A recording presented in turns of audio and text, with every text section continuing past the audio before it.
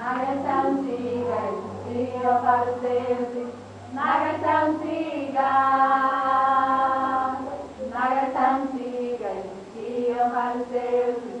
Na Grécia antiga,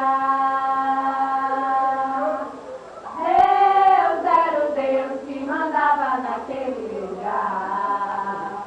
Deus era o Deus que mandava naquele lugar.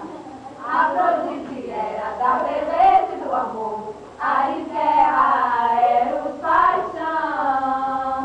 Afrodite era da beleza e do amor. Aristea era o paixão.